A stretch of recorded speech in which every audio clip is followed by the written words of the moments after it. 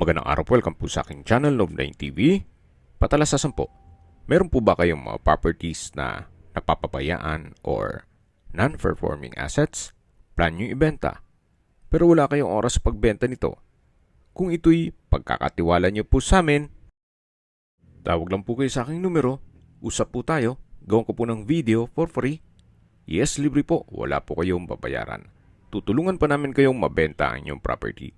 Kami na po bala sa marketing, sa boosting or paid ads. Even sa tripping, hindi na po kayo mapapagod sa pag-entertain ng mga buyers. Kami na po bala sa lahat. Tawag lang po kayo.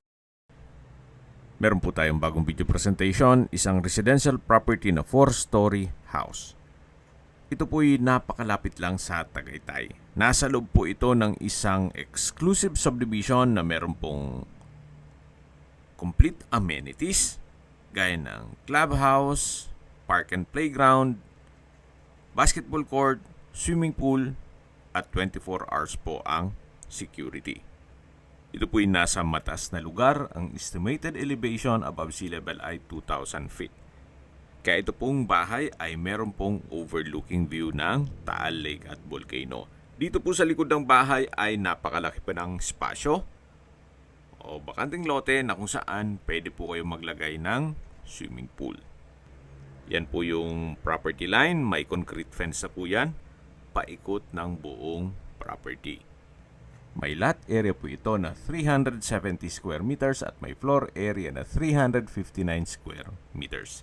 Titulado, buhay po ang may-ari, kaya wala po kayong maging problema sa documentation o sa transfer ng title. Dito po sa ground floor ay yung dining area, formal kitchen, may receiving area, at tungkol naman po sa mga kagamitan, pwede daw pong pag-usapan ni owner. Pero sa ngayon, lahat pong furnishings ay hindi po kasama sa magiging presyo nito. Kung may ilang magustuhan ninyo, pwede nating i-negotiate. Dito naman po yung formal kitchen. May kitchen countertop, gas range, range hood, kitchen window, wall-mounted kitchen cabinets, at storage ng kitchen utensils. Meron din pong kitchen drawer. Ito naman po yung maid's room. Sa ngayon, ginawa po nilang stock room. Katabi lang po nito yung under stairs na pantry or storage na kung saan dito na rin po yung mga circuit breaker. May wooden shelves, then tile flooring at may ilaw na rin po dito. Marami din po kayong pwedeng mailagay na kagamitan dyan. Then naka wooden door din po. Ito po yung hagdan. Mamaya po akyat tayo dyan. Yan po yung receiving area. Then dito naman po yung common toilet and bath, na kung saan ito yung naka-tile bathroom wall. May shower curtain, hand wash basin, water closet with bidet, at may bathroom window. Ito po ulit yung dining area. May ceiling fan. Then sa dulo po yung access door papunta sa likod ng bahay. Yan po yung countertop. At ito naman po yung access door na papunta na dito sa dirty kitchen o service area. Naka-tile flooring at naka-enclose po yan. Then yan naman po yung stock room. Malaki naman po ang espasyo dito. At dito naman po yung extension o covered area ng service area o laundry area. Ito po yung access door. At mula po dito matatanaw naman natin yung likod ng bahay. So covered din ito. Then may garden set sa dulo kung saan doon tayo nag-start ng video. Ito po ulit yung service area o dirty kitchen. Then sa dulo yung stock room. Ito po yung aluminum screen door na access naman dito sa may dining area at formal kitchen. Yan po ulit yung receiving area o salas, depende kung anong tawag nyo dyan, At ito na po yung hagdan na kung saan naka-tiled staircase, wooden handrail, at meron din pong staircase window nag-serve as natural sunlight. Nandito na po tayo sa second floor. So dito po sa second floor ay yung mga kwarto. Ito po yung first bedroom. Malaki naman ang spasyo. Meron pong malaking glass window. Then meron pong access sa balkonahe. At may sariling toilet and bath. Meron pong his and hers vanity. May bathroom countertop. Bathroom cabinet. Vanity mirror. Shower enclosure. Ito po yung dual entry or Jack and Jill dun sa kabilang kwarto. Dito po yung water closet with bidet. May bathroom window. At balik po ulit tayo dito sa kwarto. Ito po yung tinutukoy ko na balkonahe. Yan po yung property line. Then meron lang pong dahon ng palm tree dito. Pero matatanaw naman yung likod ng bahay. Balik po tayo dito sa kwarto. Meron pong wardrobe. May ceiling fan.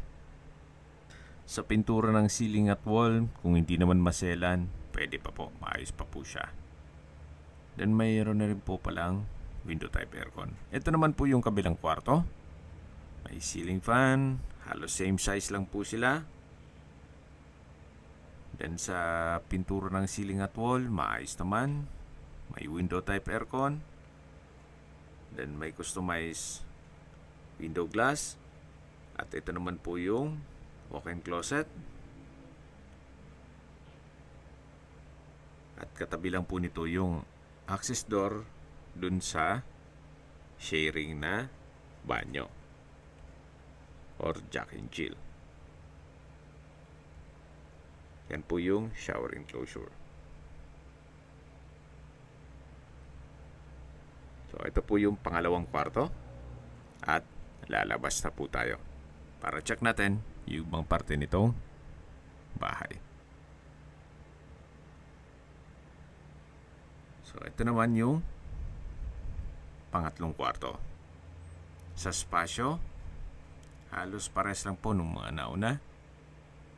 Then meron pong window type aircon, then glass window, at may sariling toilet and bath. Yan po yung pangatlong kwarto. Halos to maximize po nila yung space kasi dito sa dulo ay ginawa nilang walk-in closet na meron pong mga wooden rack. Dito po sa second floor ay meron pong tatlong kwarto. Matatanong natin yung hagdan at akyat po tayo. Samahan niyo po ako. Meron po ulit staircase window. May curtain. Then ito pong staircase ay naka-tile flooring din po at naka-wooden handrail. Dito naman po sa third floor ay yung main door. Ito po yung main door at paglabas po natin may aluminum screen door. Then yung covered na garahe o carport. Kakasya po ang dalawang sasakyan. Sa taas po ng garahe ay yung mismong malaking balkonahe. So yan po yung frontage. Then meron din pong covered lanay.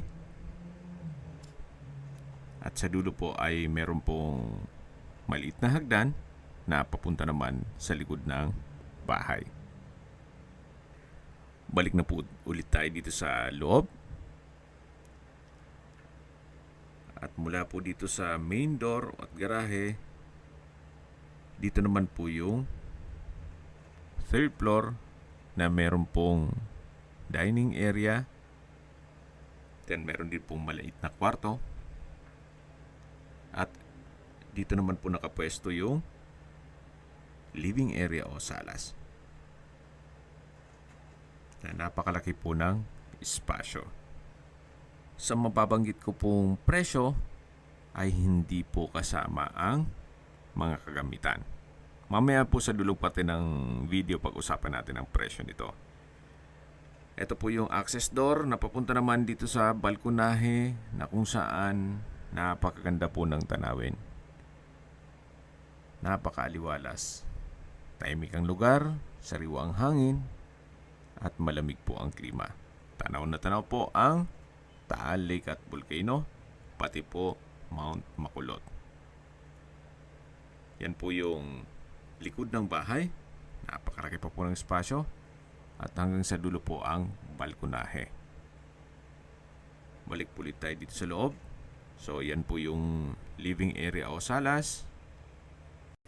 Sa dulo po may countertop, then wall-mounted cabinet. May modern design light fixtures sa ceiling. Yan po ulit yung main door. At dito naman po yung isang kwarto. Na kung saan sa likod po niyan ay yung garahe. So, pwede po itong maging guest room. At labas po tayo. Yan po ulit yung dining area. Ito yung main door. At ito naman po yung powder room. May bathroom countertop, hand wash basin, vanity mirror, bathroom cabinet, tile bathroom wall, at may water closet with bidet. Meron din pong bathroom window. So ito po yung third floor. Kung tatama rin na kakain sa baba, pwede po kayong kumain dito. At ito naman po yung hagdan.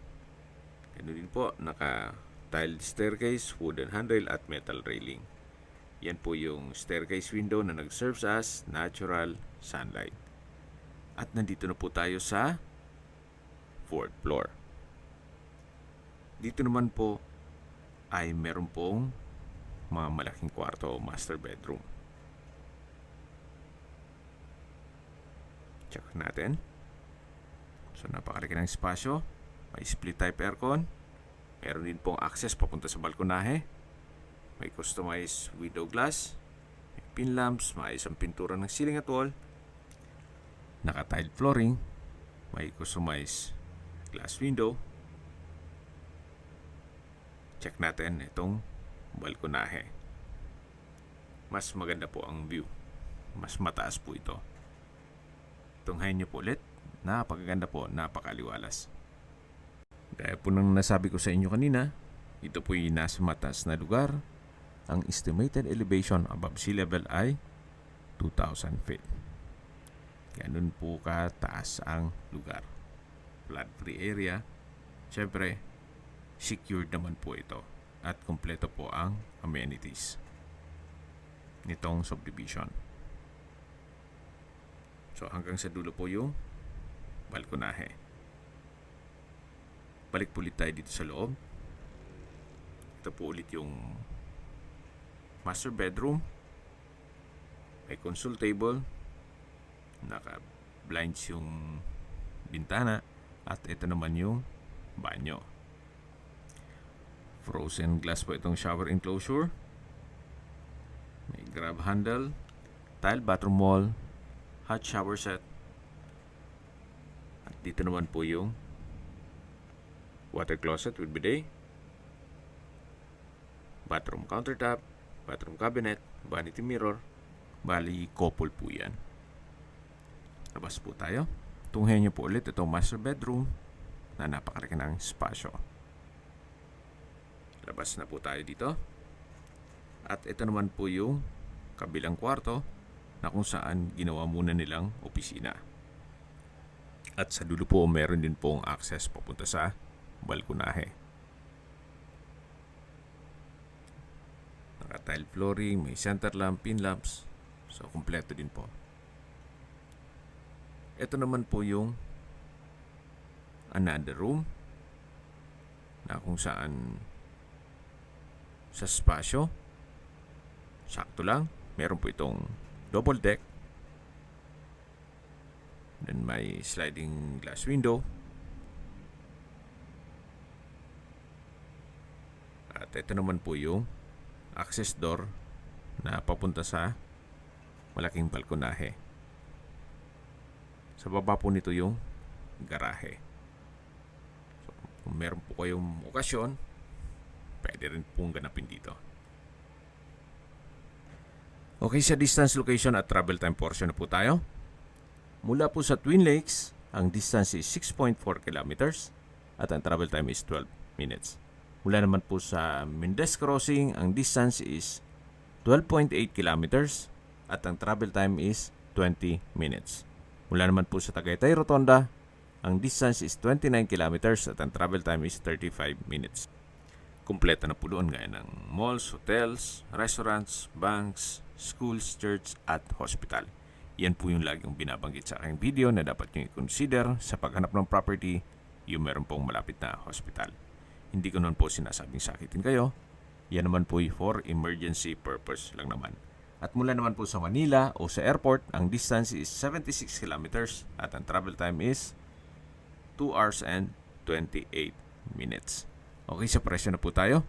Binebenta po ito ni owner sa halagang 19 million pesos net. Ibig mong sabihin, si buyer na po ang sasagot sa lahat ng taxes at expenses with regard to documentation. Ulitin ko lang po, ito po ay located sa isang exclusive subdivision na malapit sa Tagaytay na meron pong 24-hour security at kompleto ang amenities. May lot area po ito na 370 square meters at may floor area na 359 square meters. Tungkol naman po sa dokumento nito, ito po'y titulado, buhay po ang may-ari, kaya wala po kayong maging problema sa documentation o sa transfer ng title. May 6 bedrooms, 4 toilet and bath, 4-story at nasa loob ng isang exclusive community.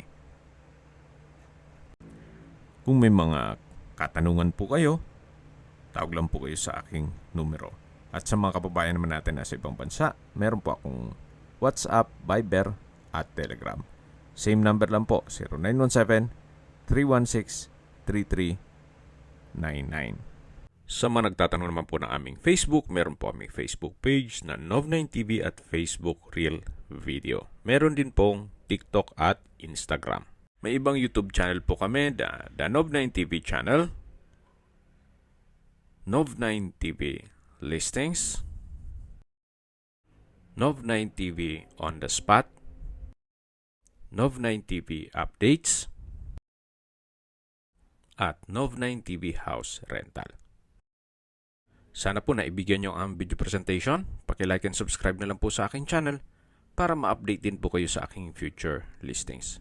Kung sakali po hanap nyo yung mas malaking sukat ng lupa, meron din po kami ibang listings na pwede nyong pagpilian. Huwag po kayong mag-atubiling tumawag sa amin. Then, let us know your budget para malaman namin kung anong property pwede naming ilog sa inyo. Sa lahat pong viewers, subscriber at nagtiwala po sa amin, salamat po sa suporta.